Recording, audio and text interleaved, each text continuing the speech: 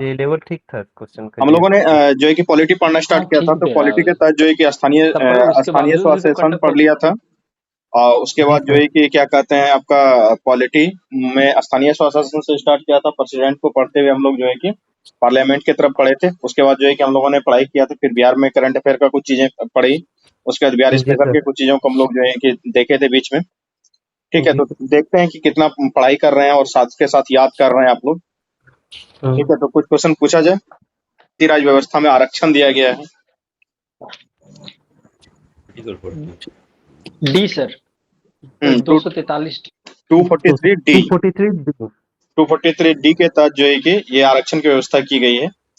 ये बताइए कि कौन से आर्टिकल के तहत जो है कि ग्राम सभा का गठन का बात किया गया है। ग्राम सभा 243 ए। हाँ सही है, सुनो। 243 ए के तहत जो है कि ग्राम सभा का गठन का बात किया गया है। 243 डी के तहत जो है कि पंचायत में आरक्षण की बात की गई है। और फाइनेंस कमीशन की भी बात की गई है पंचायती राज के तहत, तो वो किस आर्टिकल के तहत किया गया है? 243 के। 243 के। नहीं, तो फाइनेंस कमीशन नहीं है उसमें। 243 आई अच्छा, में फाइनेंस कमीशन है, आई के आई में आई होगा, हाँ आई आई, होगा, आई और होगा, के में इलेक्शन कमीशन की आई बात होगा। है। इलेक्शन कमीशन है जी स्टेट सर। इलेक्शन कमीशन की बात है ना। जी जी जी। ठीक है, तो उसके बाद ये बताइए कि क्या कहते हैं कि कुछ जो है ऐसे क्षेत्र है हमारे यहाँ जहाँ की पंचायती राज व्यवस्था लागू नहीं होती है। उसको बकायदे मैंने जी डिटेल में लिखवाया भी है। तो ये बताइए कि जी। वो कौन सा आर्टिकल में ये बात लिखा हुआ है कि कुछ पार्टों में जो है कि पंचायती राज व्यवस्था लागू नहीं होती। 243 एम होगा सर। सही एम। बता रहा है सोनू कि 243 एम में जो है कि और ये नागालैंड, मिजोरम और मेघालय में लागू नहीं है सर। नागालैंड, मिजोरम, मेघालय, ये एक कई कई जगहों पे है। जो है कि ये लागू नहीं किया गया है। उसका बकायदे मैंने जो लिखा है कि वहाँ 5th शेड्यूल के तहत जो एरिया आता है वहाँ पे लागू नहीं किया गया है। और उस एरिया में क्या किया गया है, पेसा एक्ट को लागू किया गया है। Panchayat extension to schedule area act 1996 को लागू किया गया है। ये मैंने बताया था। क्या बोल रहे थे? त्रिपुरा में पूरे 10 राज्य हैं, क्या जी? पूरे के पूरे 10 राज्य हैं। पूरे 10 राज्यों का मैंने नाम लिखाया था। ये सवाल जो संसदीय विश्लेषण हुआ था ना, हाँ, तो उसमें ये सारे एरियाज हैं, मैंने लिखा है आपको। संसदीय हाँ, जो कैंसिल वाला 8 मई को था, एग्जाम हुआ था उसमें बकायदे ये प्रश्न पूछा भी गया था। पूछा था सर। हाँ, ठीक है, तो इसलिए हम लोग पढ़ रहे हैं कि ये पंचायती राज व्यवस्था जो है कि काफी सारा पूछा जाता है। उसके बाद जो है कि कुछ विषय हम बता रहे हैं और आपको बताना है कि जो पंचायती राज व्यवस्था के तहत कार्य क्षेत्र कितने हैं। सर होगा 29। 29, हाँ 29 कार्य क्षेत्र है। हम आपको जी। बता रहे हैं, उसमें बताना है कि कौन सा कार्य क्षेत्र इसमें से नहीं है। ग्रामीण आवास, खादी ग्रामोद्योग, ग्रामीण विद्युतीकरण, नहीं उसके बाद जो है कि तकनीकी शिक्षा और प्रशिक्षण। नहीं प्रशिक्षण वाला नहीं है। नहीं, तकनीकी शिक्षा प्रशिक्षण, इसमें से जितने विषय बताए मैंने सारे हैं। जो ग्रामीण खेल है ना वो पूछा गया था ना, वो नहीं है इसमें, पूछा था ना। तो ग्रामीण खेल वाला जो विषय नहीं है, ये देखिए ये चीजें याद होनी चाहिए, इसलिए मैंने इसको बाकायदे बना करके हाथ से पूरा का पूरा जो है कि पीडीएफ आपको दे दिया था। ठीक है, तो ये सब चीजें बहुत इंपॉर्टेंट है। छोटा छोटा चीज है, कई बार पूछ लेता है। उसके बाद बताइए कि जो केंद्र यहाँ पे म्युनिसिपैलिटी है ना, म्युनिसिपैलिटी क्षेत्र में भी जो है कि क्या कहते हैं फाइनेंस कमीशन का बात किया गया है। और म्युनिसिपैलिटी क्षेत्र में भी जो है कि इलेक्शन कमीशन का बात किया गया है। तो म्युनिसिपैलिटी यानी कि क्या कहते हैं नगर पालिका के लिए कौन से आर्टिकल के तहत जो है कि स्टेट फाइनेंस कमीशन का बात किया गया है, उसके लिए कौन सा आर्टिकल है? ये तो आर्टिकल है 243। 243 में तो सारा ही है। तो है 243 का सर। ये जेड ये है जेड सर, ये नहीं जेड एच है। नहीं, जेड एच नहीं है। देखो जो स्टेट फाइनेंस कमीशन है ना, वो जो है कि 243 आई में है स्टेट के लिए, तुम्हारा इसके लिए क्या कहते हो पंचायती राज के लिए। और 243 वाई में किसके लिए है, म्युनिसिपैलिटी के लिए है। ठीक है, तो सर जेड एच में तो फिर क्या सर, जेड एच में जेड भी तो फाइनेंस जेड की। ए में जो है कि तुम्हारा ये है पंचायती राज का इलेक्शन है। तो उसमें जो है अच्छा कि इलेक्शन कमीशन जो है कि इसके लिए हो जाएगा, म्युनिसिपैलिटी के लिए हो जाएगा। ठीक है, ओके सर। ये बताना है कि कौन से समिति ने जो है कि द्विस्तरीय पंचायत का व्यवस्था अशोक के लिए मेहता रिकमेंडेशन अशोक किया था। अशोक अशोक मेहता मेहता अशोक अशोक मेहता। मेहता अशोक अशोक मेहता। मेहता मेहता कमेटी। अशोक मेहता कमेटी ने जो है कि ये रिकमेंडेशन दिया था। सही बात है। उसके बाद बताना है आशीष, बताइए आप, सबसे पहले पंचायती राज व्यवस्था के लिए कौन सा कमेटी बनाया गया था? आशीष कुमार। बलवंत राय मेहता समिति। बलवंत राय मेहता समिति। किस कमेटी ने जो है कि सबसे पहले ये रिकमेंडेशन दिया था कि पंचायती राज व्यवस्था को जो है कि संवैधानिक अधिकार देना चाहिए? प्रियंका एम एल बताओ। सिंह भी सिंघवी सर। सिंघवी समिति है। एलएम सिंघवी समिति ने ये रिकमेंडेशन किया था। ठीक है, 1986 में आया था चलिए सर। प्रियंका बताएंगे कि जो कम्युनिटी डेवलपमेंट प्रोग्राम था वो कब स्टार्ट किया गया था? प्रियंका सुन पा रहे हैं आप? अगर नहीं सुन रहे हैं तो रिमूव कर देंगे यहाँ से। आवाज आ रही है? हेलो जी सर। प्रियंका, आवाज आ रही है आपको? नहीं आ रही है तो रिमूव कर देंगे, या तो रिप्लाई करें नहीं तो रिमूव करेंगे। चलिए 1952 सर। 1952 रिमूव हो गया।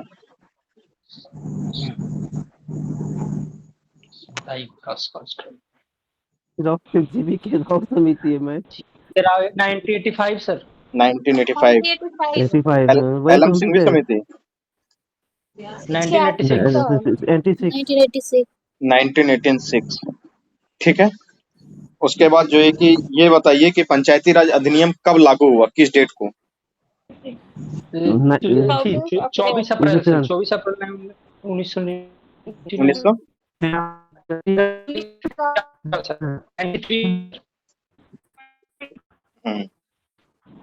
24 अप्रैल 1993 को ये लागू हो गया था। और जो ये वाला है क्या, नगर पालिका वाला? 1 जून सर। 1 जून को है। 1 जून 93। हाँ, वह 1 जून 1993 को ये भी लागू हो गया था। ठीक है, तो ये बताइए क्या कहते हैं कि जैसे कि पंचायत समिति का अलग अलग राज्यों में अलग अलग नाम भी है, ये हम बता देते हैं। जैसे मध्य प्रदेश में जो है कि पंचायत समिति को जो है कि जनपद पंचायत बोला जाता है। पंचायत समिति इन द सेंस मिडिल वाला। पहले क्या होता है, ग्राम पंचायत, उसके बाद पंचायत समिति। हाँ, जो ब्लॉक वाला, हमारे यहाँ ब्लॉक बोला जाता है ना, तो उसको अलग अलग राज्यों में अलग अलग नाम से जाना जाता है। बस इंफॉर्मेशन के लिए बता दे रहे हैं। मध्य प्रदेश में उसको जनपद पंचायत, उत्तर प्रदेश में इसको क्षेत्र पंचायत, गुजरात में उसको तालुका परिषद, और उसके बाद जो है कि पश्चिम बंगाल में उसको क्या बोला जाता है, आंचलिक परिषद बोला जाता है, मंडल नहीं बोला जाता है। हमारे यहाँ भी कहीं बोलो, किसमें? मंडल पंचायत करके कुछ बोला जाता है ना कहीं पे। हाँ, फिर से सर अलग अलग जगह अलग अलग बोला जाता है। बस कुछ जगह का नाम याद रखना, ये पूछेगा वगैरह नहीं, बस ऐसे ही है कि इंफॉर्मेशन के लिए। मध्य प्रदेश में जनपद पंचायत, ठीक है। जी सर। उत्तर प्रदेश में क्षेत्र पंचायत, जी सर। और उसके तालुका बाद जो है अब गुजरात में तालुका परिषद, और आंचलिक परिषद इसको बोला जाता है पश्चिम बंगाल में। सर एक चीज हमको ये बताइए सर, आप ये 4 राज्य का ही चुन करके बोले हैं। ये 4 राज्य बड़ा इम्पोर्टेंट है। एक तो जो है बीजेपी वाला है पूरी, एक यूपी योगी जी वाला, एक मोदी जी वाला, एक है ममता दीदी वाला। एकदम चुन के आप बोले सर। बड़े बड़े राज्य हैं, बड़े हैं। अच्छा ये बताइए कि नगरीय क्षेत्रों के लिए जो है कि किसी क्षेत्र को नगर पालिका में कंसीडर किया जाएगा, उसके लिए कुछ शर्त है। एक आध शर्त आप लोग बता सकते हैं? जनसंख्या तो है, जनसंख्या 10 लाख से कम, ये 10 लाख से 10 लाख तक। नगर परिषद में होने के लिए 10 लाख से अधिक होना चाहिए आई थिंक। नगर पंचायत नगर पंचायत है, नगर पंचायत 1 लाख से जाना चाहिए। एक, हाँ, नगर परिषद के लिए 1 लाख है, लेकिन नगर पंचायत के लिए उससे ज्यादा है। 1 लाख से 10 लाख के बीच होना चाहिए। अरे नहीं, फिर भूल रहे थे तो थोड़ा सा, एक मिनट रुकिए। न्यूनतम जनसंख्या 10 लाख अगर दे देगा तो फिर नगर पालिका और नगर परिषद बनाना उतना बहुत बड़ा हो जाता है 10 लाख में। इस चीज को समझो। जो उसका कंडीशन है, 2-3 कंडीशन छोटा छोटा ऐसा है कि न्यूनतम जनसंख्या जो है वो 5000 की होनी चाहिए। ठीक है, जनसंख्या घनत्व कम से कम 400 व्यक्ति प्रति वर्ग मीटर होनी चाहिए। ठीक है, उसके बाद कार्यशील पुरुषों का न्यूनतम 75% लोग नॉन एग्रीकल्चर एक्टिविटी में होना चाहिए। ठीक है, सर ये नगर पंचायत का शर्त है या नगर परिषद का? नगरीय क्षेत्र में ये आने का नगरीय- कंडीशन है। ठीक है, तो सबसे पहले अगर नगरीय क्षेत्र में लाएगा तो किस में लाएगा? नगर पंचायत में लाएगा, उसके बाद उसको लाएगा नगर परिषद में, उसके बाद उसको इम्प्रूव करेगा फिर जो है कि नगर निगम बनाएगा। तो नगरीय क्षेत्र किसी को अर्बन एरिया डिक्लेयर करना, अर्बन एरिया में मैंने बहुत तरीके का पढ़ाया था आपको, सारे के सारे अर्बन एरिया ही होते हैं, ये बताया गया होगा बकायदे आपको, यस सर, बताए थे ना? Yes sir. तो उसी जिसमें में कि है क्या कहते हैं कि जो नगर क्षेत्र है उस नगर क्षेत्र में जो है कि किसको किसको बनाना है, उसका छोटा सा बेसिक क्राइटेरिया यही रहता है कि जनसंख्या घनत्व तो कम से कम 400 व्यक्ति प्रति वर्ग मीटर होना चाहिए। उसके बाद न्यूनतम जनसंख्या जो है कि 5000 का हो, और कार्यशील पुरुषों का न्यूनतम जनसंख्या 75% नॉन एग्रीकल्चरल एक्टिविटी में जो है कि इंगेज्ड हो। सबसे बड़ा क्राइटेरिया यही है कि नॉन एग्रीकल्चरल एक्टिविटी का होना। ठीक है, तो इस चीज को ध्यान रखना है कि कई बार पूछ लिया जाता है कि क्या शर्त है, तो ऐसे ही कुछ शर्त इसके लिए बनाए गए हैं। उसके बाद नगर पालिकाओं से संबंधित मैंने जो है कि पूरे के पूरे उपबंध आपको बताए थे, तो ये बताना है कि नगर पालिकाओं में जो आरक्षण है वो किस आर्टिकल के तहत दिया गया। तो पंचायती राज का तो अपने बता दिया, अब नगर पालिका का बताना। 243 चुनाव अगर हो जाता है, नहीं जेड ए के तहत चुनाव होता है तो Z Z Z B Z Z D याद जेड नहीं है, बी रिवीजन भी नहीं किए हैं इसका मतलब, भुला जाते बार बार, ध्यान से। एक एक करके लिख के दिए थे। हाँ सर, दिए थे, वो लिखा भी है, ध्यान से उतर जा रहा है। इतना है कि जेड की 243 जैसे जेड याद नहीं करना, बकायदे मैंने हाईलाइट करके दिया है आपको, हाईलाइट करके चीजों को दिया था। ठीक है, तो 243 टी जो आर्टिकल है उसमें ऐसा बात लिखा हुआ है। पंचायत और नगर परिषद दोनों सेम। नगर पालिका में जो आरक्षण है ना वो 243 टी में है, और पंचायत में जो आरक्षण है ना वो 243 डी में। तो डी है। ठीक है, तो दोनों जगह अलग अलग आरक्षण की व्यवस्था की गई है। ठीक है, तो इस छोटा छोटा चीज जैसे देखो 2-3 ही तो याद करना है। एक 243 टी जिसमें एक आरक्षण है, उसके बाद फिर क्या बताया था मैंने, 243 वाई जिसमें वित्त आयोग का बात है, 243 जेड ए जिसके लिए जो है कि नगर पालिकाओं का निर्वाचन है। जैसे वित्त आयोग का लिखा हुआ है ना, तो जब आप आर्टिकल को पढ़ेंगे तो उसमें लिखा हुआ है कि 243 वाई, इस आर्टिकल में लिखा हुआ है कि जो क्या कहते हैं पंचायत समिति के लिए जो वित्त आयोग बनेगा, वही वित्त आयोग नगर पालिकाओं के लिए भी जो है कि वित्त के लिए वो रिकमेंडेशन देगा।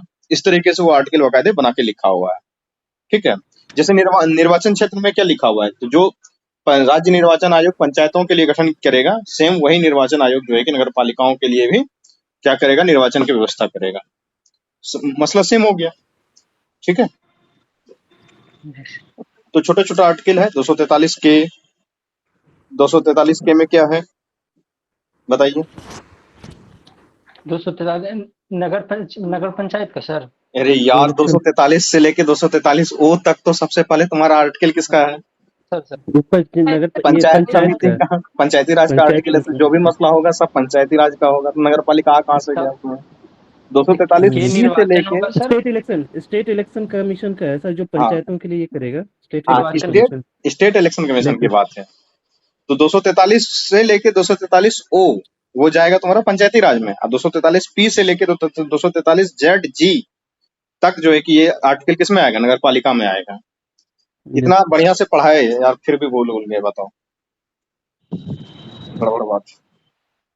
या राज्य निर्वाचन आयोग, राज्य वित्त आयोग और जिला पंचायत, ये सारा चीज मैंने पढ़ाया था ना। ये बताओ कि 3 स्तर में कौन कौन सा स्तर है? एक तो सर पंचायत, पहला तो जो है जिला पंचायत समिति। पंचायत, ग्राम पंचायत, पंचायत समिति और उसके बाद जो है कि जिला परिषद। जिला तीन परिषद। तीन तीन स्तर है। ठीक है। Yes sir. दीपक, क्या हो रहा है दीपक? बार बार ज्वाइन कर रहे हैं, लेफ्ट कर जा रहे हैं। कल नेटवर्क इशू हो रहा है सर। अच्छा, नेटवर्क इशू हो रहा है। कल फिर हम लोग उसके बाद क्या पढ़ाए थे? अब चैप्टर का भी नाम याद नहीं होगा, देखना बहुत लोगों को। नगर पालिका से नगर पालिका। उसके बाद क्या पढ़ाए थे? उसके बाद सेंटर, केंद्र। केंद्र में क्या पढ़ाए थे? केंद्र में राष्ट्रपति था, ये आपका राष्ट्रपति, लोकसभा, लोकसभा, उपराष्ट्रपति। राज्यसभा। नहीं मतलब सीरियल से राष्ट्रपति चैप्टर तक याद नहीं पहले है। पहले सर राष्ट्रपति है, फिर उपराष्ट्रपति है, उसके हाँ बाद प्रधानमंत्री, फिर उसके हाँ बाद जो है संसद, हाँ उसके बाद फिर संसद समितियां ये सब है, उसके बाद राष्ट्रपति का जो है आपातकाल, ये राष्ट्रपति के अध्यादेश देने की शक्ति, उसके बाद जो है आपका ये मंत्रिपरिषद। नहीं सर, मंत्रिपरिषद तो आ गया सर, कैबिनेट प्रधानमंत्री और मंत्रिपरिषद मंत्रिपरिषद हो गया उसमें। उसके बाद सर अध्यादेश देने 123 के बाद सीधे सीधे आ जाता है न्यायपालिका, और न्यायपालिका के बाद सीधे जो है आपका जो है कैग आ गया। तो ये सारा चीज आप लोगों को बताया गया था। अब जो है कि इसका होमवर्क वगैरह जाएगा, तो उसमें जो है ना एक एक करके थोड़ा थोड़ा बीच में पूछा करेंगे, नहीं तो छोड़ छाड़ देते हैं आप लोग, ये गड़बड़ बात है। चलिए बताइए कि किस आर्टिकल के तहत ये लिखा हुआ है कि जो है कि रक्षा बलों का सर्वोच्च जो सुप्रीम कमांडेंट होगा वो राष्ट्रपति होगा। 52 सर। अरे 52 में लिखा हुआ है यार कि भारत में एक राष्ट्रपति होगा, उसके अलावा कुछ नहीं लिखा हुआ। राष्ट्रपति का पद है 53 होगा। आर्टिकल 53(2) में ये बातें लिखी हुई है। तो आर्टिकल 53 के तहत देखो, 53 में क्या बोला गया है कि संघ की कार्यपालिका की शक्ति राष्ट्रपति में निहित होगी, जिसका प्रयोग वो या तो स्वयं करेंगे या आप अपने अधीनस्थ अधिकारियों के माध्यम से करेंगे। इस प्रकार से जब संघ की कार्यपालिका की सारी शक्ति राष्ट्रपति के अंदर हो जाएगी, तो राष्ट्रपति क्या हो जाएगा? एग्जीक्यूटिव हेड हो जाएगा, है ना। अब उसके अंदर संघ की कार्यपालिका की सारी शक्ति है, तो उसी की शक्ति में से एक शक्ति ये भी है कि वो जो है कि रक्षा बलों के सुप्रीम कमांडेंट होंगे। रक्षा बलों के जो सर्वोच्च कमांडेंट होते हैं वो वही होंगे। लेकिन हम यहाँ ये सवाल इसलिए पूछ रहे हैं कि क्या ये शक्ति राष्ट्रपति का जो है कि डिस्क्रिशनरी पावर है, या फिर उसमें भी जो है कि विधायी शक्ति वगैरह का यूज हो रहा है? ये सर, ये इसका जो है ये तो सर यानी क्या कहते नहीं, हैं, ये इसका एग्जीक्यूटिव पावर ही है सर, एग्जीक्यूटिव पावर में इसको ले सकते नहीं हैं। देखो, राष्ट्रपति जब हमने पढ़ाया तो उसमें 2-3 चीजें पढ़ाया था। एक क्या पढ़ाया था कि उनका खुद का डिस्क्रिशनरी पावर, एग्जीक्यूटिव पावर तो है ही है राष्ट्रपति का। एक पावर राष्ट्रपति के पास कैसा था, जो कि मंत्रिपरिषद के सलाह पे काम करता था, जो आर्टिकल 74 में बातें लिखी हुई थी। ठीक है। तो ये सर इसका जो है ये इसका विवेकाधीन शक्ति नहीं है सर, क्योंकि ये जो भी काम करेगा वो मंत्रिपरिषद की सलाह पर ही करेगा, भले सुप्रीम कमांडेंट हो। ये सुप्रीम कमांडेंट वाली शक्ति जो है राष्ट्रपति की विवेकाधीन शक्ति नहीं है। मैंने राष्ट्रपति जब पढ़ाया था तो उसके अलग अलग शक्तियों के बारे में विवरण किया था, कौन सी शक्ति स्वयं की विवेकाधीन शक्ति होगी और कौन सी शक्ति जो है कि उसको जो है कि क्या कहते हैं मंत्रिपरिषद के सलाह पे काम करना पड़ेगा। मैक्सिमम शक्तियां कैसी थी? मंत्रिपरिषद के सलाह पे काम करने वाला। लेकिन कुछ शक्तियां राष्ट्रपति के पास कैसी थी, जिसमें कि वो स्वयं से भी फैसले ले सकते थे। पढ़ाया था ना? Veto power, veto pocket power, pocket veto power वगैरह, जो आर्टिकल 112 के तहत जो पावर मिला हुआ है ना उनको, वो सारा का सारा पावर उनका खुद का डिस्क्रिशनरी पावर है उनको। बाद बाकी बहुत कम पावर ऐसे हैं विवेक के ऊपर निर्भर करता है। हाँ, सारे मैटर्स में राष्ट्रपति का विवेक में निर्भर नहीं करता है, ये बात को ध्यान रखो। कुछ ही ऐसे मैटर्स हैं जिसमें राष्ट्रपति का विवेक करता है काम। ठीक है, अभी उसको देखेंगे भी। ठीक है, चलिए। राष्ट्रपति चुनाव के लिए जो है कि निर्वाचक मंडल होगा, ऐसा किस आर्टिकल में कहा गया है? 54 में कहा गया है निर्वाचक मंडल की बात की गई है। देखो एक एक करके देख लेते हैं। आर्टिकल 52 में क्या कहा गया है? भारत का एक राष्ट्रपति होगा। आर्टिकल 53 में क्या कहा गया है कि संघ की कार्यपालिका की शक्ति राष्ट्रपति में निहित होगी, जिसका प्रयोग वो स्वयं करेंगे या फिर अपने अधीनस्थ अधिकारियों के माध्यम से करेंगे। इस प्रकार जो है कि कार्यपालिका का अध्यक्ष एग्जीक्यूटिव हेड कौन हो जाता है? राष्ट्रपति हो जाता है।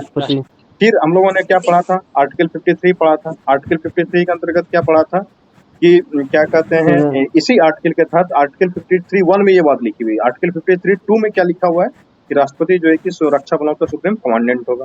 फिर आर्टिकल 54 हम लोगों ने पढ़ा। आर्टिकल 54 में क्या था कि राष्ट्रपति चुनाव के लिए एक निर्वाचक मंडल होगा। ठीक है, उसके बाद फिर इसमें इसी निर्वाचक मंडल के तहत हम लोगों ने एक संविधान संशोधन अधिनियम भी पढ़ा था। 70th संविधान संशोधन अधिनियम 1992 में दिल्ली और पुडुचेरी विधानसभा के भी विधायकों को राष्ट्रपति के निर्वाचन मंडल में शामिल कर लिया गया है। अब वो भी वोट दिया करेंगे। ये 1992 से व्यवस्था की गई है। ठीक है। उसके बाद जो है कि आर्टिकल 55 में इस बात का जिक्र किया गया था कि राष्ट्रपति का जो निर्वाचन होगा वो निर्वाचन अनुपातिक प्रतिनिधित्व के माध्यम से एकल संक्रमणीय मत प्रणाली के अनुसार से होगा। उसका आर्टिकल अपने 56 में क्या लिखा हुआ था कि राष्ट्रपति अपने पद का जो एक त्याग करेगा वो 5 साल तक रहेगा। और आर्टिकल 56A में 1 में क्या लिखा हुआ है कि राष्ट्रपति अगर अपना त्याग पत्र देगा तो उपराष्ट्रपति को देगा। आर्टिकल 56(2) में क्या लिखा हुआ है, उपराष्ट्रपति इसकी सूचना तुरंत के तुरंत किसको देगा, लोकसभा अध्यक्ष को देगा। लोकसभा अध्यक्ष। तो ये हम लोगों ने सारे आर्टिकल पढ़े थे। आर्टिकल 57 में लिखा हुआ था कि कोई राष्ट्रपति जो है कि भारत का 1 बार 2 बार 3 बार 5 बार जितनी मर्जी उतनी बार बन सकता है, यानी कि राष्ट्रपति दोबारा चुनने के लिए योग्य है। कोई लिमिटेशन कोई बाउंडेशन इसमें नहीं है। ठीक है। उसके बाद आर्टिकल 58 में हम लोगों ने पढ़ा था राष्ट्रपति की अहर्ताएं। ये बताइए कि राष्ट्रपति बनने के लिए क्या क्या योग्यता है, बताओ तो। भारत का नागरिक हो और 35 वर्ष की आयु हो, पागल या दिवालिया ना हो, लाभ के पद पर ना हो, पढ़ा लिखा हो। नहीं, नहीं ये सर, जरूरी नहीं सर, नहीं है। नहीं सर, पढ़ा लिखा नहीं दिया है। जरूरी नहीं है सर। पढ़ा लिखा हो जरूरी नहीं। ठीक। बस लोकसभा के मानसिक रूप से स्वस्थ हो, लोकसभा और राज्यसभा के सदस्य बनने की अरे योग्यता रखता हो, फिर गड़बड़ा रहा है। संसद बनने की संसद लोकसभा नहीं का है, सदस्य बनने की एक योग्यता ही है। शर्त है, लोकसभा का सदस्य। हाँ, लोकसभा सदस्य बनने की योग्यता रखता हो, ये चेक है। लोकसभा सदस्य बनने की योग्यता रखता हो। लोकसभा सदस्य, संसद की नहीं, इस बात का ध्यान रखना। काहे कि उपराष्ट्रपति में क्या कंडीशन है, राज्यसभा के सदस्य बनने की योग्यता रखता है। राज्यसभा के सदस्य बनने अगर की तुम योग्यता संसद बोलते तो इसका मतलब दोनों हो जाता है ना, इसलिए नहीं बोलना है। राष्ट्रपति में बोलना है कि लोकसभा सदस्य बनने की योग्यता रखता हो। क्या मतलब एक क्वेश्चन घटना चक्र में दिया हुआ था कि भारत का जन्मा नागरिक हो। नहीं, ये भी जरूरी नहीं है। हाँ, ये भी गलत बात है। भारत का जन्मा नागरिक कोई जरूरी नहीं है, भारत का नागरिक हो ये बात है। नागरिक होना चाहिए, नागरिक होना चाहिए, समझ गए। ठीक है। तो चीजें अलग अलग तरीके से हैं, वही घुमा के पूछ देता है, तुमको लगता है तेजी तेजी में मार के निकल जाते हैं कि यार ये तो सही है। तो अहर्ता में 3-4 बातें ही लिखा हुआ है।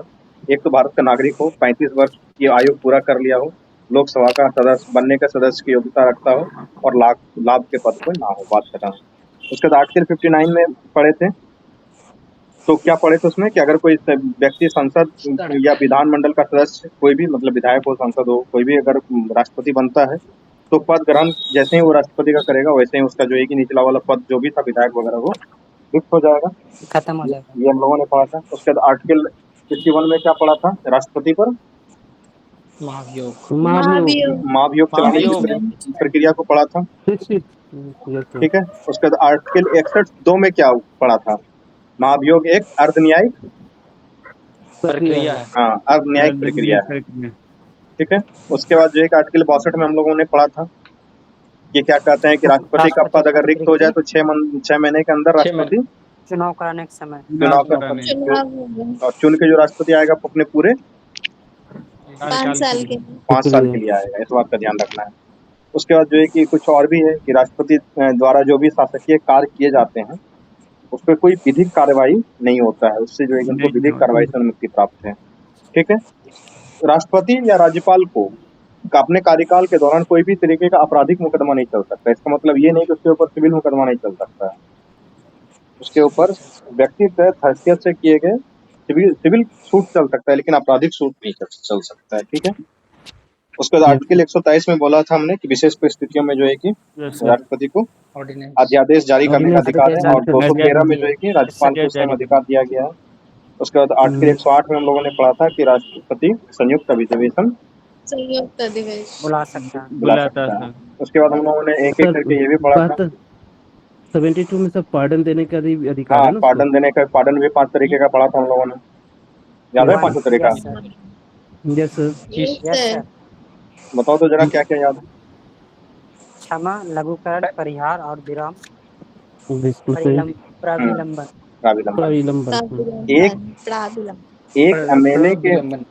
एक एमएलए का मत का मूल्य कितना होता था? जनसंख्या उसकी के एक मिनट सर बता रहे सर, पूरे पूरे राज्य की जो है ना, जितने भी एमएलए होंगे वो, और बटा उस राज्य की जनसंख्या गुना 1/1000। नहीं नहीं, विधानसभा सीटों की होगा ना। अरे तो यार, वही बात सर वही हुआ इसका ना होता है कुल राज्य की कुल जनसंख्या बट्टे राज्य विधानसभा में निर्वाचित कुल जनसंख्या कुल संख्या गुने हो जाएगा 1/1000। ये लोगों ने सही बताया, ये बात सही तो बताया, सही बात है। वहाँ की कोई नहीं। हम जो कुंदन बता रहा था वो क्या बता रहा था, राज्य विधानसभा निर्वाचित सदस्यों की संख्या 243 बटे राज्य की जनसंख्या, पता कितना पॉइंट में भागेगा? 13 करोड़ से भाग दोगे 243 में, कहाँ जाएगा? राज्य की कुल जनसंख्या बटे राज्य की कुल जनसंख्या विधानसभा की निर्वाचित कुल बटे अच्छा राज्य, उल्टा सदस्यों 1/1000। राज्य 1 के बटे 1000। एमएलए की जनसंख्या गुना 1/1000। ठीक अच्छा है। कोई बात उसके नहीं बाद सर। एमपी के मूल्य पढ़े थे हम लोगों ने, क्या होगा एमपी का? सभी राज्यों के एमएलए के कुल वोट मूल्य संख्या मतों का योग। और टोटल मतों का इलेक्टेड योग। Member. number of elected members total number of elected member of elected parliament member of parliament. तो राज्यसभा के एमपी और लोकसभा के एमपी का मत का मूल्य अलग अलग होता था। Yes sir. वाह। सर एक ही दिन होगा। में भी हाँ और रात में भी हाँ।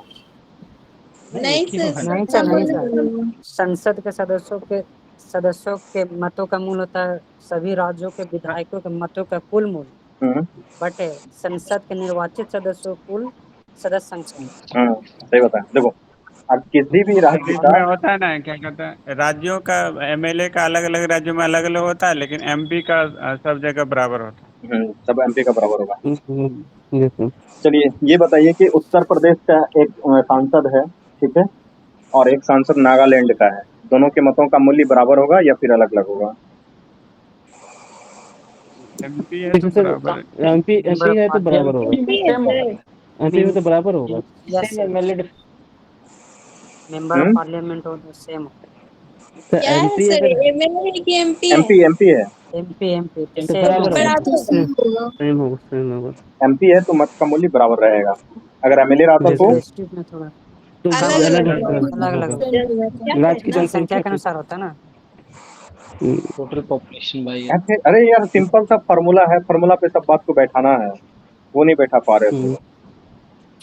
कि एमएलए का मत के मूल्य में राज्य का जनसंख्या एक फैक्टर है, एमपी के मत के मूल्य में राज्य का जनसंख्या कोई फैक्टर नहीं है। जब राज्य का जनसंख्या फैक्टर ही नहीं है, भाग लगने में गुना होने में कहीं संख्या निर्भर ही नहीं कर रहा है, तो अलग अलग कैसे हो सकता है? एमपी का मूल्य तो एक एवरेज है ना, कि राज्य के सभी राज्य के विधानसभाओं के निर्वाचित सभी सदस्यों के मतों का मूल्य, ठीक है, पूरे भारत का मैंने निकाल लिया। उसके बाद संसद के दोनों सदनों के निर्वाचित सदस्यों की संख्या, तो लोकसभा और राज्यसभा के दोनों संसद के सदस्यों की संख्या से भाग लगा दिया, तो एक एवरेज निकलेगा, और वो एवरेज पूरे भारत में बराबर होगा। तो एमपी के मत मूल्य में वेरिएशन होने का कोई सवाल ही नहीं पैदा लेता। एमएलए का मत मूल्य इसलिए वेरिएंट हो रहा है क्योंकि यहाँ पे एक फैक्टर है राज्य की जनसंख्या क्या कर रहा है, चीजों को वेरी करवा दे रहा है, ठीक है। उसके बाद 84th संविधान संशोधन अधिनियम 2001 के तहत क्या बोला गया था? वर्ष 2026 के बाद जो है आपका ये होगा, ये परिसीमन होगा, परिसीमन होगा, फिर से परिसीमन होगा। उससे पहले जो है कि राष्ट्रपति के चुनाव में 1971 के जनसंख्या का जनगणना का उपयोग किया जाएगा, ठीक है। उसके बाद चलिए, तो ये चीज हम लोगों ने पढ़ा था। अगर राष्ट्रपति के पास कोई विधेयक होता है तो उनके पास कौन कौन सा ऑप्शन रहता है, ये भी हम लोगों ने डिटेल में पढ़ा था। यस सर, अत्यंतिक बिट्टो और निलंबकारी बिट्टो और पॉकेट बिट्टो।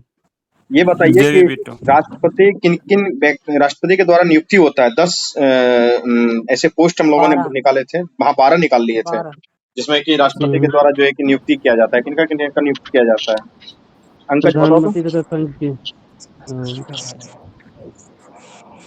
बताओ अंकज। साहित्य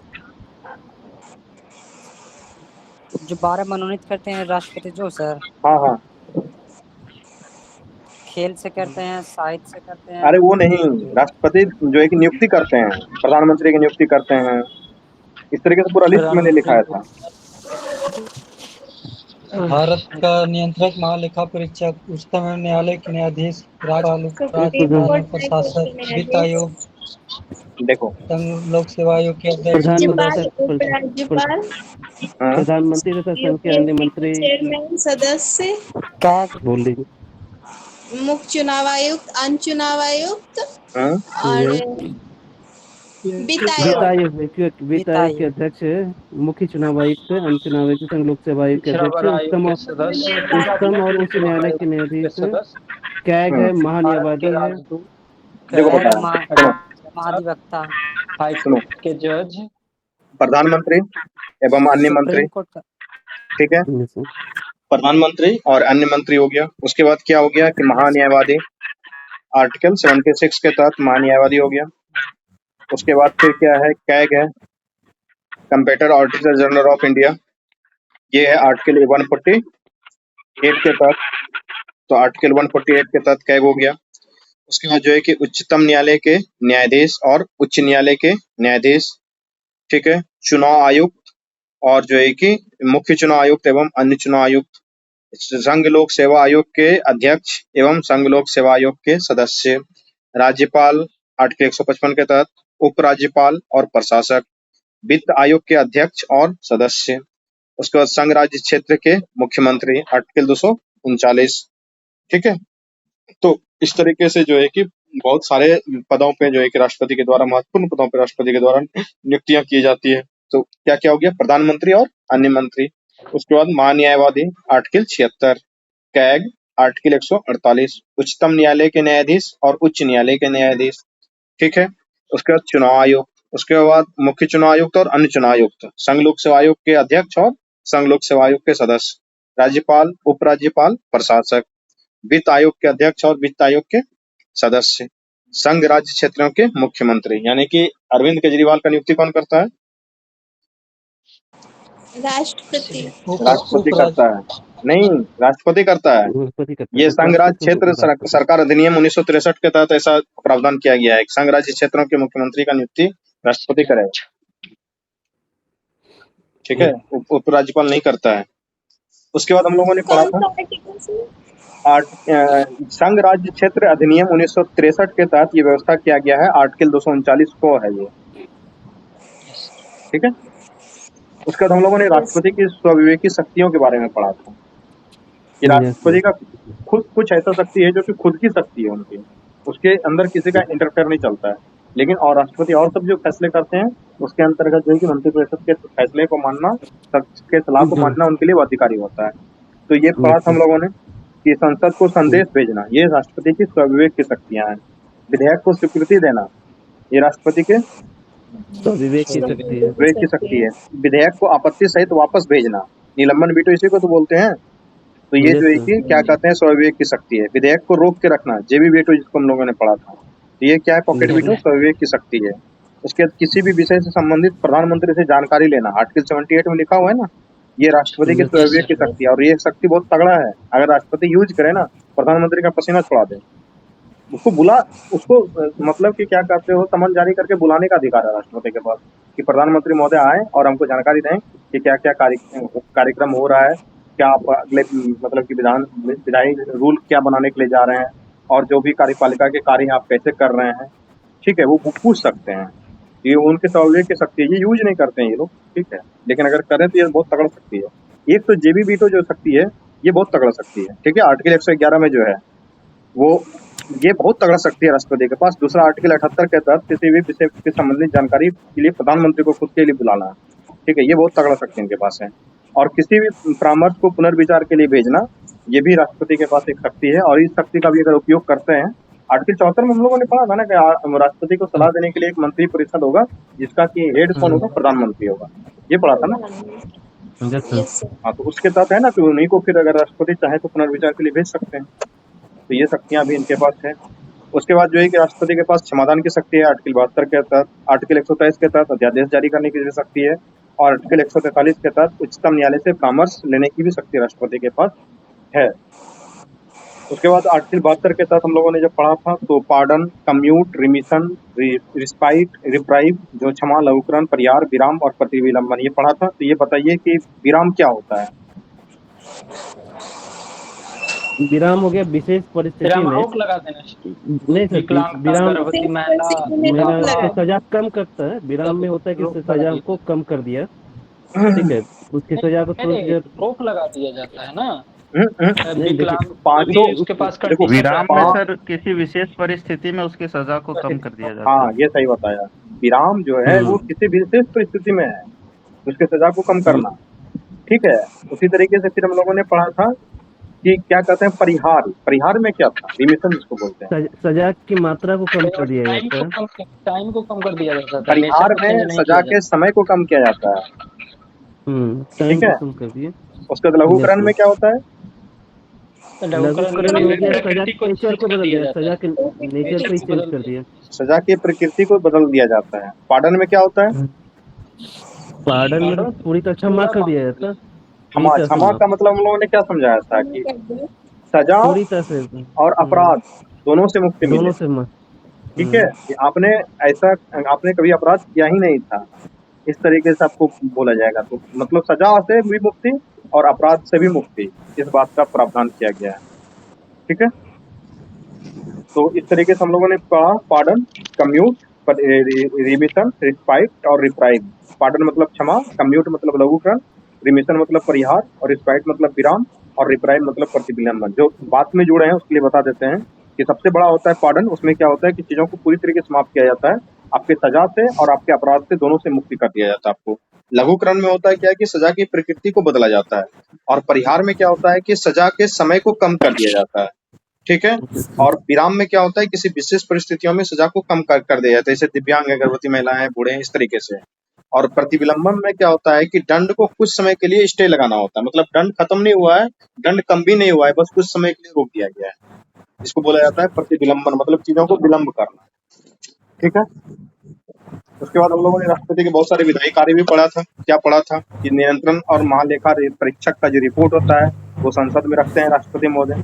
वित्त आयोग की रिपोर्ट को भी रखते हैं, संघ लोक सेवा आयोग की रिपोर्ट को भी रखते हैं, और राष्ट्रीय अनुसूचित जाति जनजाति आयोग की रिपोर्ट को भी रखते हैं। तो नियंत्रण महालेखा परीक्षक के आयोग का रिपोर्ट जो रखते हैं आर्टिकल 151 के तहत, वित्त आयोग का जो रिपोर्ट रखते हैं आर्टिकल 281 के तहत, संघ लोक सेवा आयोग का जो रिपोर्ट रखते हैं वो क्या कहते हैं आर्टिकल 314 के तहत, और फिर राष्ट्रीय अनुसूचित जाति जनजाति आयोग की रिपोर्ट को रखते हैं आर्टिकल 338 के तहत। तो ये हम लोगों ने पढ़ा था।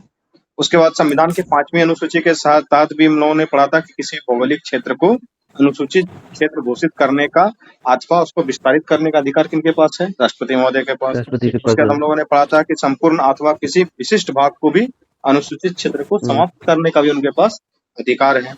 उसके बाद जो है कि राज्यपाल के परामर्श से अनुसूचित क्षेत्र का क्षेत्रफल बढ़ाया भी जा सकता है, ठीक है। तो ये सारा जो है कि 5वीं अनुसूची के संबंध में जो है कि राष्ट्रपति को बहुत सारे अधिकार दिए गए थे। उसके बाद हम लोगों ने 2-3 अलग स्पेशल टाइप के राष्ट्रपति को पढ़ा था, जैसे कि डॉक्टर जाकिर हुसैन और डॉक्टर फखरुद्दीन अली अहमद। इन दोनों के बारे में क्या विशेषताएं थी? दोनों जो अपने कार्यकाल में उनकी मृत्यु हो गई थी। दोनों मुस्लिम राष्ट्रपति थे और दोनों मुस्लिम राष्ट्रपति का जो है कि अपने कार्यकाल के दरमियान ही मृत्यु हो गया था। ये हम लोगों ने पढ़ा था। आपातकाल किसने लगाया था? फखरुद्दीन अली अहमद। फखरुद्दीन अली अहमद ने आपातकाल की घोषणा की थी, ठीक है। उसके बाद हम लोगों ने पढ़ा था कि ज्ञानी जैल सिंह ने क्या किया था? यही थे जो जिन्होंने पॉकेट वीटो का इस्तेमाल किया, डाक विधेयक के ऊपर, ठीक है। उसके बाद कुछ ऐसे राष्ट्रपतियों का, उपराष्ट्रपति का नाम हम लोगों ने पढ़ा था जो कि आगे चल के राष्ट्रपति बने थे।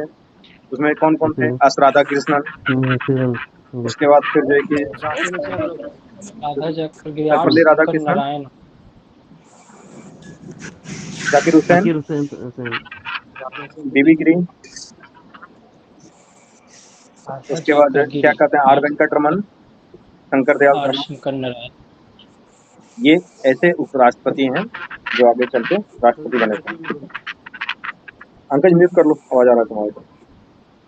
नाम याद हुआ? एस राधाकृष्णन, उसके बाद जाकिर हुसैन, बीबी गिरी, आर वेंकटरमन, शंकर दयाल शर्मा और के आर नारायण।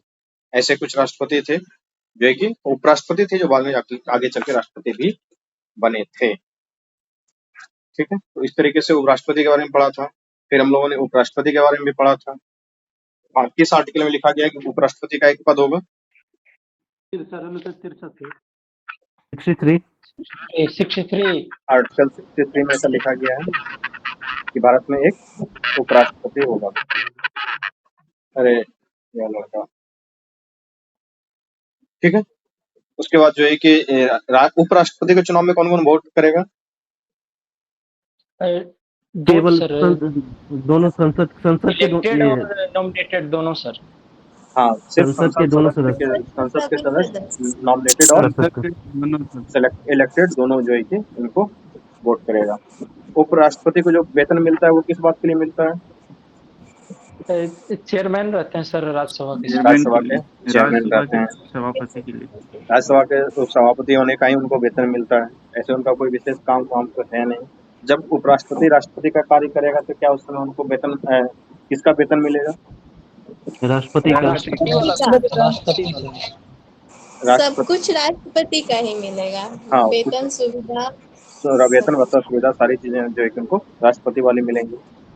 ठीक है, तो इस तरीके से तो फिर उसको सर उपराष्ट्रपति वाला नहीं मिलेगा? क्यों मिलेगा भाई? एक ही वेतन ना मिलेगा एक बार में? दोनों में से कोई एक राष्ट्रपति रहिए उपराष्ट्रपति रहिए, दोनों में से कोई सर उपराष्ट्रपति है, राष्ट्रपति खाली है तो हम राष्ट्रपति बने, तो उससे क्या उपराष्ट्रपति का त्याग पत्र दे के राष्ट्रपति बनता त्याग है? पत्र दे के आप नहीं बने हैं। और जिस समय आप राष्ट्रपति का कार्य कर रहे हैं उसमें लोकसभा जो राज्यसभा का अध्यक्षता आप करते थे, राज्यसभा के सभापति वाला कार्य करते थे, वो भी आप नहीं करेंगे। ये भी लिखा हुआ है। तो इस तरीके से राज्यसभा का उपाध्यक्ष अध्यक्ष करेगा। हाँ, राज्यसभा का उपाध्यक्ष अध्यक्ष करेगा, ये बताया भी था मैंने। ठीक है, उसके बाद केंद्रीय मंत्रिपरिषद के बारे में बहुत चीज पढ़ा था। तो आर्टिकल 74 के बारे में बहुत डिटेल में पढ़ा था। तो आर्टिकल 74(1) में क्या लिखा हुआ है? मंत्रिपरिषद राष्ट्रपति को सलाह देने के लिए एक मंत्रिपरिषद होगी, उसका प्रधान प्रधानमंत्री होगा। बताइए। प्रधानमंत्री 75 प्रधानमंत्री 75 में मंत्रिपरिषद के बारे में जानकारी है। मंत्रिमंडल के बारे में, सॉरी मंत्रिपरिषद के मंत्रिमंडल के बारे में जानकारी है। सॉरी 74 में मंत्रिमंडल है, मंत्रिमंडल है, मंत्रिपरिषद नहीं है, मंत्रिमंडल है। नहीं परिषद होगा, मंत्रिमंडल एक ही है, वहाँ आपातकाल में आपको मिलेगा। बाकी सभी जगह मंत्रिपरिषद ही है, समझे? ओके। 74 में मंत्रिपरिषद है और 352 में मंत्रिमंडल है, बस एक ही जगह आपातकाल के समय। सही बोले, सही, ये बात सही बोले आप।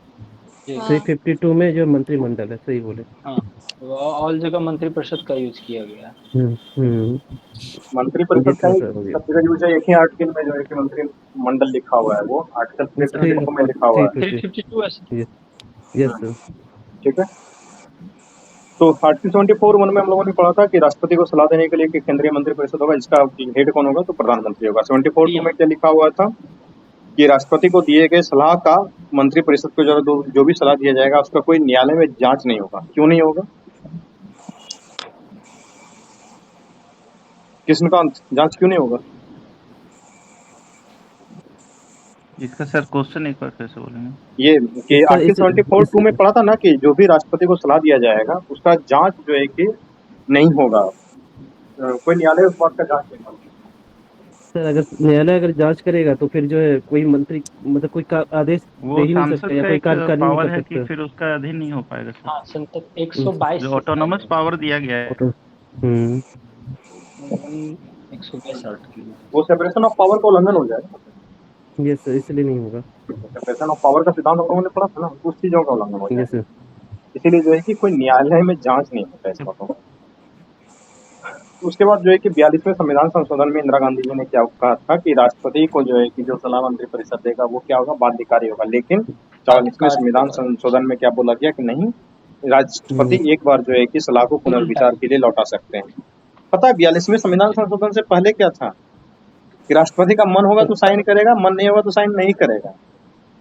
तो ऐसे जो 2 पावर सेंटर बन जा रहा था, एक प्रधानमंत्री का पावर सेंटर खुद, और एक जो एक राष्ट्रपति का पावर सेंटर बन जा रहा था। वो भी गलत बात है, क्योंकि इलेक्टेड गवर्नमेंट आई है। अगर आप मान लो कि कांग्रेस का राष्ट्रपति हो, बीजेपी का सरकार हो, तो फैसला को माने ही नहीं, उसके पूरी मनमर्जी की बात चलने लगे, तो ये भी गलत बात है।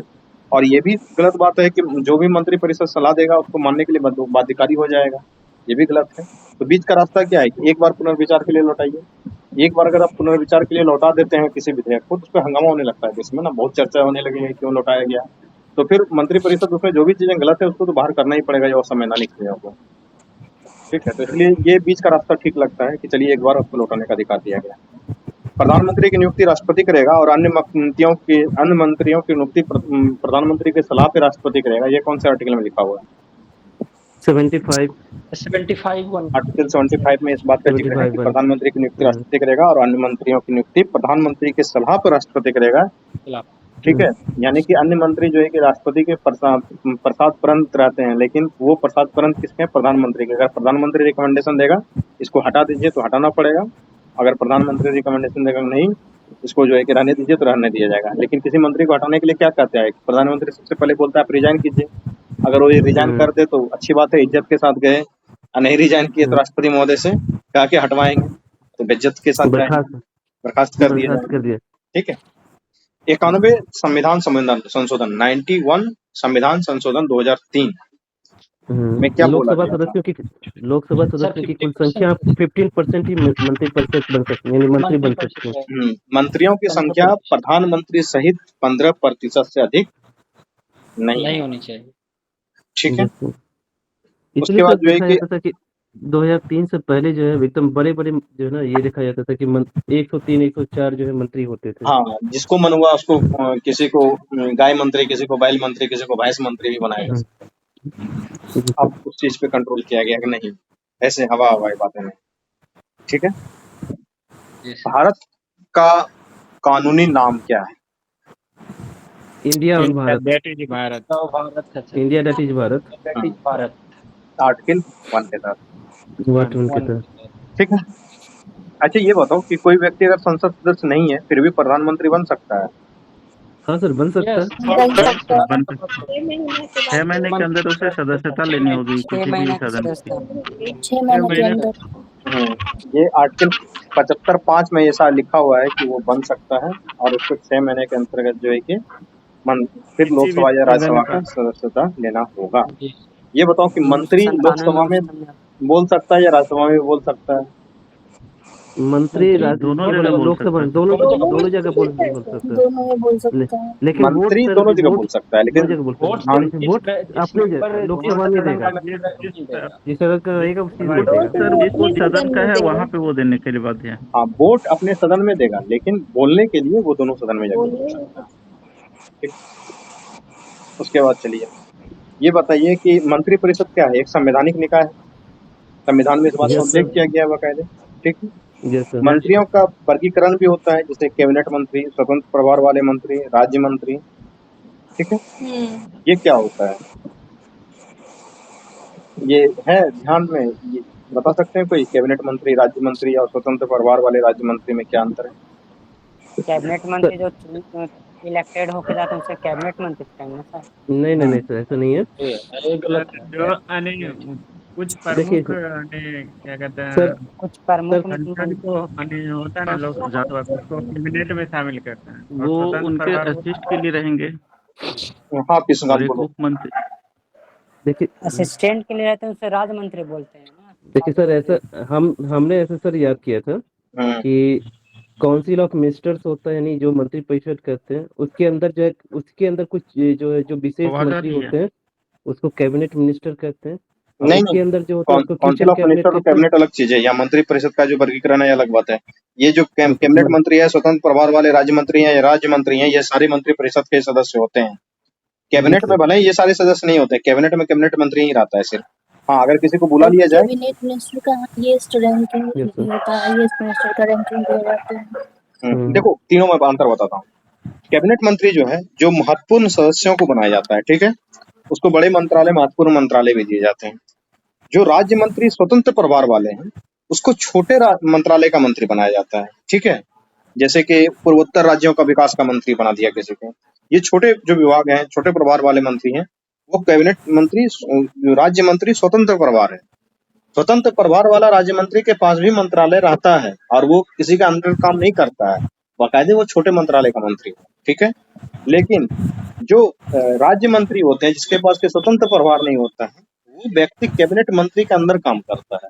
वो राज्य मंत्री जो रहेगा, जैसे कि राज्य मंत्री वित्त राज्य मंत्री है, या गृह राज्य मंत्री जो नित्यानंद राय है वो गृह राज्य मंत्री है, तो अमित शाह उनको बोलेगा कि आप इस डिपार्टमेंट में कुछ काम कर दीजिए, कुछ हेल्प कर दीजिए, तो वो करेंगे, ठीक है।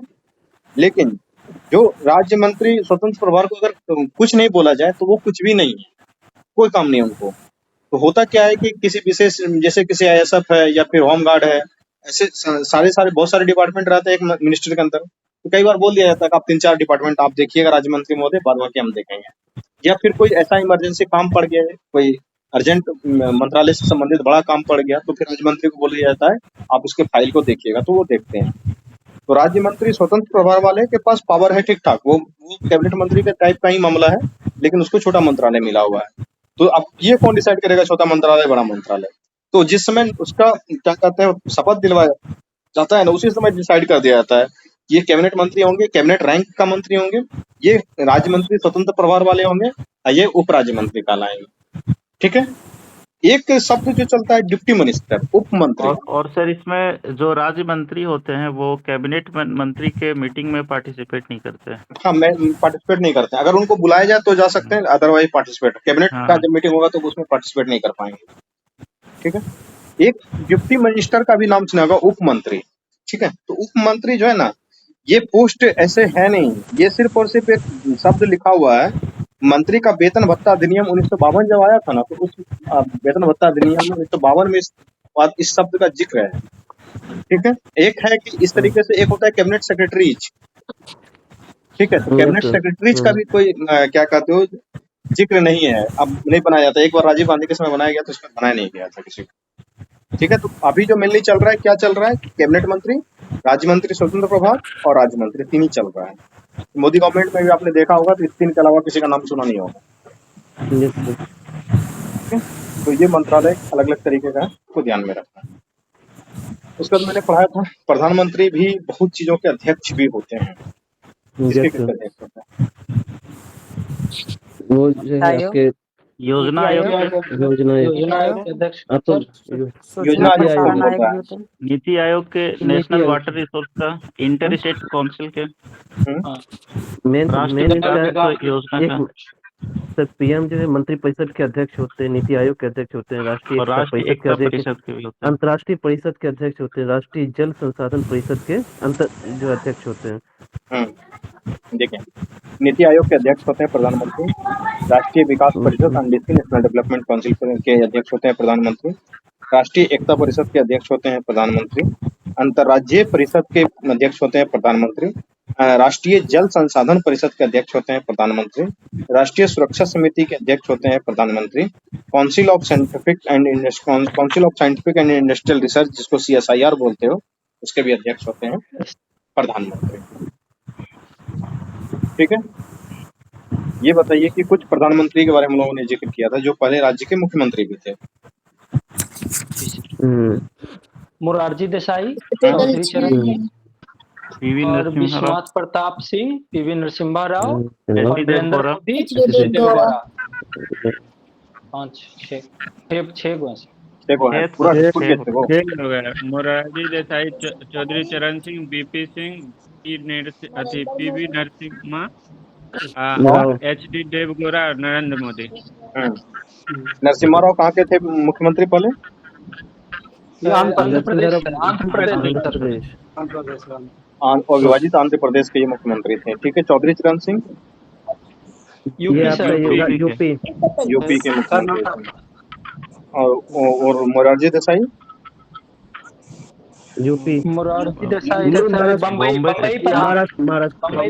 बम्बई स्टेट के मुख्यमंत्री थे, महाराष्ट्र के नहीं, बम्बई स्टेट के मुख्यमंत्री थे। इसमें महाराष्ट्र और गुजरात अलग अलग नहीं था। चौधरी चरण सिंह और विभाजित उत्तर प्रदेश के मुख्यमंत्री थे, मतलब कि उत्तराखंड उससे अलग नहीं हुआ था। नरसिम्हा राव विभाजित आंध्र प्रदेश के मुख्यमंत्री थे, मतलब तेलंगाना उससे अलग नहीं हुआ था। और नरेंद्र मोदी जो है कि गुजरात देवेगौड़ा कर्नाटक के मुख्यमंत्री थे, ठीक है। ये बताइए एक ऐसे प्रधानमंत्री भी हुए हमारे देश में जिन्होंने कभी भी जो है कि लोकसभा का अब लोकसभा के बैठक में भाग नहीं लिया। चौधरी चरण चौधरी सिंह चरण चौधरी चौधरी चरण सिंह क्या हो गया था? उनके कार्यकाल उनके में सदन चला ही नहीं था सर। सदन चला ही नहीं था सर। नहीं, जब सदन चलने की बारी है तो कांग्रेस ने नहीं सर, कांग्रेस ने समर्थन ही वापस ले लिया। देखो वो तो ऐसा अपना हुआ जो है था, कभी वो विश्वास मत हासिल नहीं कर पाए थे। उसके कार्यकाल में, उसका कार्यकाल 28 जुलाई 1979 से 14 जनवरी 1980 तक था। ठीक है, लोकसभा का बैठक तब तक हुआ नहीं था। जिस दिन निर्धारित लोकसभा का बैठक होने वाला था, उससे एक दिन पहले कांग्रेस ने समर्थन वापस ले लिया। तो समर्थन वापस जब ले लिया तो बेचारे को इस्तीफा दे देना पड़ा था। ठीक है, तो इस तरीके से चौधरी चरण सिंह एक ऐसे प्रधानमंत्री हुए हमारे देश में जिन्होंने कभी लोकसभा का कार्यकाल के बैठक में हिस्सा नहीं लिया। ठीक है, तो होता है कभी कभी कांग्रेस ऐसा भी काम करता कि बहुत लोगों को गिराया है। चंद्रशेखर को गिरा दिया था, चौधरी चरण सिंह को गिरा दिया। उसके बाद एक और था बीपी सिंह। हाँ, बीपी सिंह को भी समर्थन दिया, बीपी सिंह को भी समर्थन दिया था, उसको भी गिरा दिया था। ठीक है, एक ही मोरारजी देसाई जो है कि उससे अलग होके बना था, लेकिन उस समय भी फिर कांग्रेस गड़बड़ा दिया था मुद्दा इसका, किसी को टिकने ही नहीं देता था कांग्रेस। ठीक है, तो केंद्रीय कैबिनेट समितियों के बारे में पढ़ा था, केंद्रीय कैबिनेट सचिवालय के बारे में पढ़ा था। तो जो केंद्रीय कैबिनेट सचिवालय होता है वो किसके अधीन काम करता है? प्रधानमंत्री के अधीन। कैबिनेट सचिवालय प्रधानमंत्री का अधीन। लोकसभा सचिवालय वो लोकसभा अध्यक्ष के अधीन। राज्यसभा सचिवालय उपराष्ट्रपति के अधीन।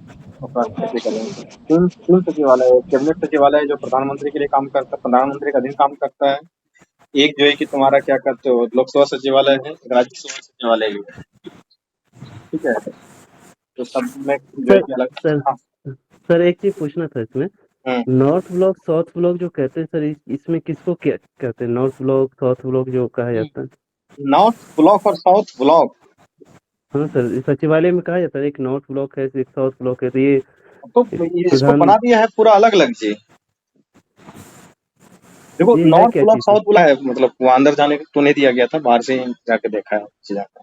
राष्ट्रपति भवन के जस्ट सामने नॉर्थ ब्लॉक साउथ ब्लॉक बना हुआ है, बिल्डिंग है बड़ा बड़ा, और उसी में सारा काम होता है। नॉर्थ ब्लॉक साउथ ब्लॉक और रायसीना हिल, इसमें तो IAS IPS इन लोगों को मतलब कि सपना रहता है जाके काम करने का मौका मिलेगा। इसके बाद हम लोगों ने पार्लियामेंट के बारे में भी पढ़ा था कि राज्यसभा में टोटल सीटों की संख्या कितनी है? 245 to 45। 245 सर। 245 मैक्सिमम सीट 250 है सर। उसके बाद लोकसभा के बारे में भी पढ़ा था, मैक्सिमम सीट 552 मैक्सिमम 52 550 है। 550 होगा, 52 नहीं होगा। पहले था 550 तो हटा दिया गया।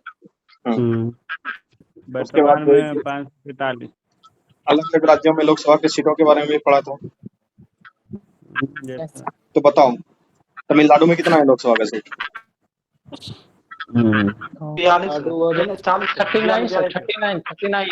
39 सीट है तमिलनाडु में, 39 सीट है। उसके बाद फिर राजस्थान में नहीं पता है 16। अरे 16 कहाँ से आ गया? राजस्थान में कितना है?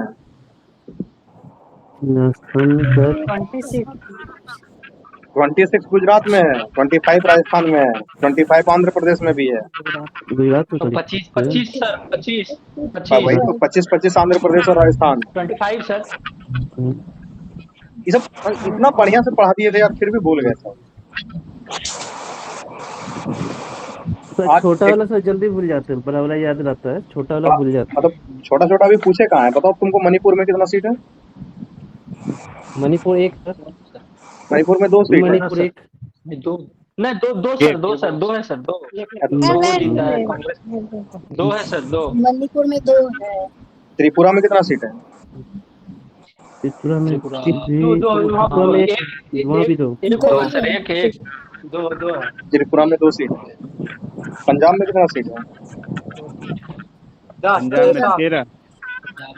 पंजाब में 13 सीट है, सही बता रहा है। छत्तीसगढ़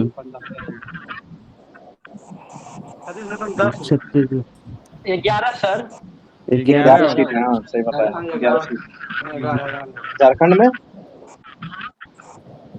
14 नहीं 14 नहीं 6 14 14 लोकसभा सीट है, 6 नहीं है। ही होगा सर। झारखंड में 14 लोकसभा सीट है। असम में कितना है? वही 14 ही है। असम और झारखंड में 14 लोकसभा सीट है। आंध्र प्रदेश और राजस्थान में 25 लोकसभा सीट है, बराबर है दोनों जगह। तेलंगाना में 19 है 19 है। अरे 19 तो कहीं पूरे भारत में नहीं है यार। तेलंगाना में 17 सीट है। नहीं महाराष्ट्र में आंध्र प्रदेश में कितने ना? महाराष्ट्र में 42। आंध्र प्रदेश में 25 सीट है। महाराष्ट्र में 42 कौन बोला? 48 है सर। 48 है। 42 पश्चिम बंगाल में। महाराष्ट्र में 48 होगा सर जी। महाराष्ट्र में 48, पश्चिम बंगाल में 42। 42। एक काम करेंगे कि आपको ये पूरा का पूरा जो है ना PDF बना के कंप्लीट फिर से भेज देते हैं, और कल जो है कि इसको पूरा याद करके आइएगा, ठीक है? ये बताइए कि कोई विधेयक कब लैप्स होगा, कब लैप्स नहीं होगा। इसको पढ़ाए थे ना पूरा 5-6 कंडीशन। यस बताओ इतना जल्दी भूल जाओगे कैसे काम चलेगा? अभी क्या दिन हुआ है क्लास चलने से? 1 सप्ताह के अंदर ये सारा क्लास हुआ है। कोई विधेयक कब लैप्स होगा, कब लैप्स नहीं होगा, देखो बताते हैं। एक विधेयक अगर लोकसभा में पेंडिंग है, मतलब कि लोकसभा में पेंडिंग होने का मतलब कि या तो लोकसभा में वो स्टार्ट हुआ होगा या राज्यसभा में स्टार्ट होगा,